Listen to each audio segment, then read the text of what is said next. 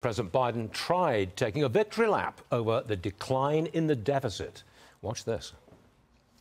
You know, you're going to talk about big spending Democrats again? Guess what? I reduced the deficit last year, $350 billion. And this year, federal deficit is down $1 trillion plus. Hear me, that's a fact. And there's going to be hundreds of billions reduced over the next decade. We need somebody who knows all about government spending and government financing. And I think we've got the right guy. His name is Larry Kudlow, and he just happens to be with me right now. Larry, I think the president is dead wrong on this. Have at it, please. Well, look, the numbers he cites, by the way, he means 21 and 22. It's not last year. But the numbers he cites have nothing to do with spending reduction or deficit reduction on his part or from his policies. They are all the runoff of emergency COVID spending. That's the issue. He had nothing to do with it. And there's a second point I want to make here, and that is on the revenue side, we have seen a cascade of revenues coming into the federal coffers. They all said the Trump tax cuts were going to lose money, and Biden attacked, quote, trickle down like he always does.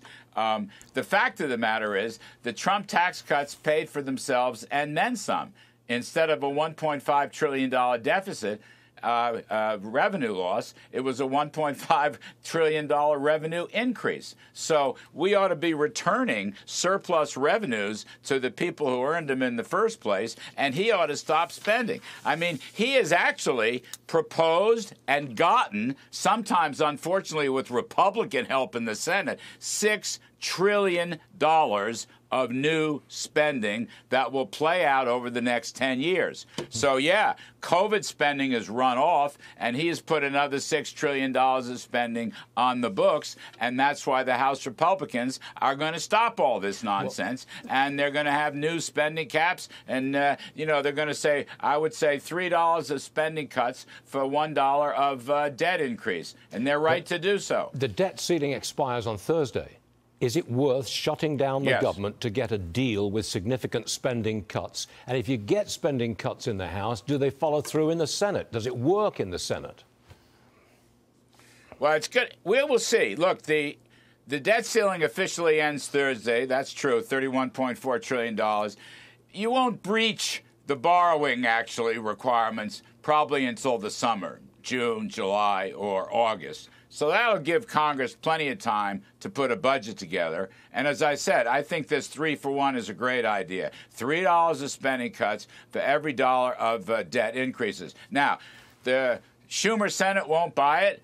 Biden won't buy it. Right. But they may be forced to deal. They may be forced to compromise. I mean, here's the great thing. Yesterday, Joe Biden accused Republicans of fiscal dementia. Yep.